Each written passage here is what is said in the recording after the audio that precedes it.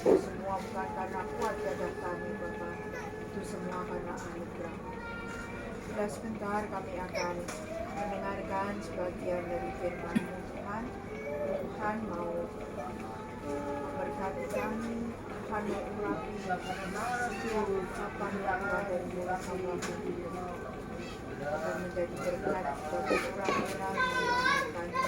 Dan mereka pun boleh, firman itu boleh tumbuh di hati mereka, boleh berbuah, buahnya boleh dilakukan. Kau juga berkati saudara-saudara kami yang saat ini belum hadir, Tuhan, percepat langkah mereka. Dan yang saat ini tidak bisa hadir, Tuhan juga mau pilih mereka satu persatu. Terima kasih Bapa, sebelum hamba-Mu di belakang kami. Berfirmanlah Tuhan, karena kami siap mendengar. Hanya di dalam mengasihi Putra-Mu yang tunggal, Tuhan kami Yesus Kristus, kami telah berdoa dan mengucap syukur. Haleluya. Amin. Bapak Ibu sekalian, untuk firman hari ini, padahal saya nggak pernah sama Bu Erna nggak tiktokan jadian loh. Ternyata dia tadi bawa pujian tentang kasih ya. Memang firman yang akan saya bawakan di siang hari ini temanya tentang kasih ya. Mari kita bersama-sama buka dari 1 Yohanes 3 ayat 18. Satu ayat aja. 1 Yohanes 3 ayat 18. Anak-anakku, marilah kita saling mengasihi, bukan dengan perkataan atau dengan lidah, tetapi dengan perbuatan dan dalam kebenaran. Kayak tadi ya Bu, tadi Ibu bilang harus mengasihi, ya harus dipraktekkan ya, nggak cuma diucapkan. Demikian juga untuk kehidupan kita sehari-hari, kita jangan cuma bilang aku mengasihimu, tapi pulang nggak ketemu ngomongin dia. Iya ya. Tapi ya aku ngomongin kamu loh. Tapi ngomongin yang baik. Ya. Ada anak yang terbelakang ya, maksudnya cacat baik mental maupun fisiknya tidak sempurna. Anak ini diberi nama Radio karena dia selalu mendorong troli, tahu ya Bapak Ibu yang buat kita kalau di supermarket ya ada itu. Dia selalu mendorong troli yang biasa dipakai untuk belanja kemanapun dia pergi, sambil bawa sebuah radio kemana-mana. Makanya anak ini dipanggilnya Radio. Terus ada salah satu pelatih olahraga namanya Jones, itu sangat menyayangi radio. Ketika melihatnya pertama kali dari balik tirai kawat di sebuah lapangan olahraga. Alasan yang membuat pelatih Jones ini jatuh cinta mengasihi si Radio adalah waktu dia kayak mengingat masa lalunya ya, dia tidak mau mengulang lagi ketika dia remaja. Dia pernah melihat seorang anak yang terkungkung dalam kerangkeng hendak berangkat sekolah. Dia melihat anak itu selama 2 tahun, tapi dia tidak melakukan apa-apa terhadap anak itu. Dia tidak menolong, dia pasif, dia hanya diam aja, cuman hanya menonton anak itu. Jadi dia tidak melakukan kasih ya, tidak melakukan tindakan apapun untuk menolong anak ini. Nah si Jones ini akhirnya dia merasa jangan sampai terulang kesalahannya untuk mengasihi orang-orang yang ada di sekitarnya. Maka begitu dia melihat si Radio ini, dia langsung jatuh cinta, dia langsung mengasihi si Radio. Kasihnya pada Radio itu muncul karena penyesalan dia dengan waktu yang lalu, karena dia tidak berbuat apa-apa untuk mengasihi orang lain. Ayat yang tadi kita baca di surat Yohanes hari ini berbicara tentang kasih yang sederhana ya. Kasih Kristus yang sudah Ia berikan dan nyatakan kepada kita lewat pengorbanannya di kayu salib. Mestinya kita pun juga begitu ya, mengasihi orang lain meskipun kita tidak harus memberikan nyawa kita, nggak perlu. Kita mengasihi mereka cukup dengan tindakan kita ya, kalau mengasihi saudara-saudara kita. Mari kita mencoba yuk, lihat keadaan di sekitar kita, terutama keluarga kita lebih dulu, baru tetangga, kemudian di area yang lebih luas, lebih besar. Adakah orang-orang yang kurang beruntung yang mestinya mendapat perlakuan yang lebih baik, atau semestinya yang harus kita kasihi, harus kita perhatikan? Adakah mereka yang hidup kekurangan dan menderita? Jangan sampai kita sama seperti pelatih Jones yang di masa remajanya yang abai terhadap penderitaan orang lain dan baru menyesal kemudian. Kita bisa menghindari penyesalan itu dengan cara yang peduli pada kehidupan keadaan orang-orang di sekitar kita ya. Kita belajar untuk memperhatikan, untuk peduli, untuk mengasihi.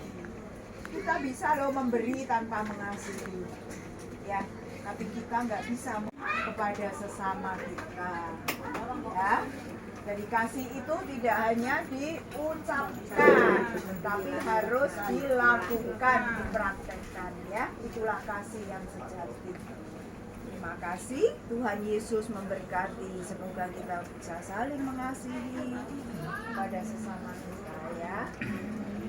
Kasih sudah Tuhan berikan kepada kita. Yesus memberkati.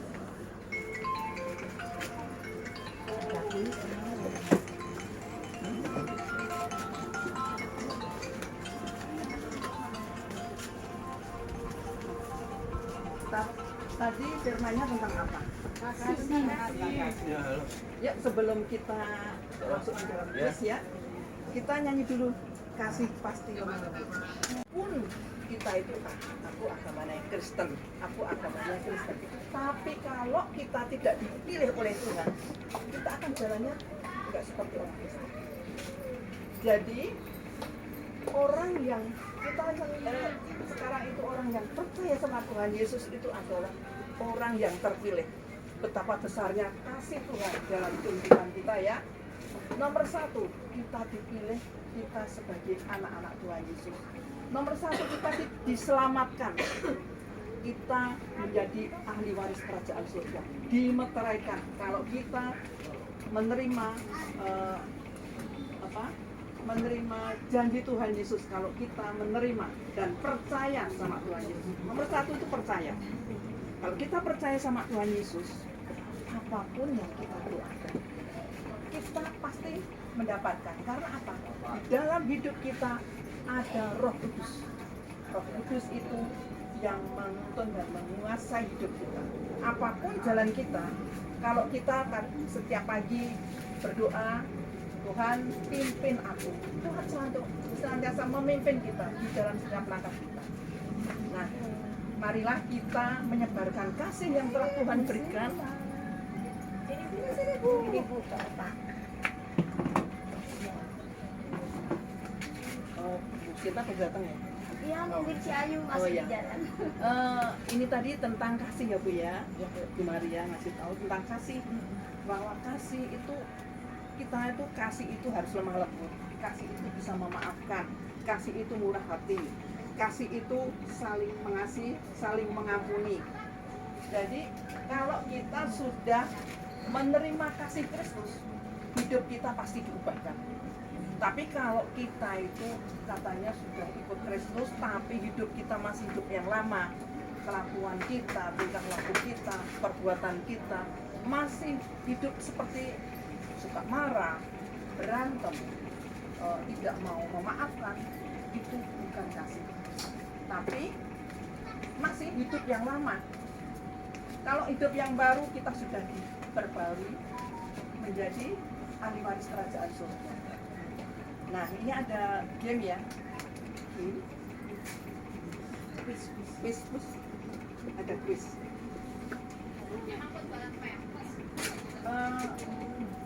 Orang yang sudah percaya sama Tuhan Yesus itu hidupnya Bagaimana? Kudus.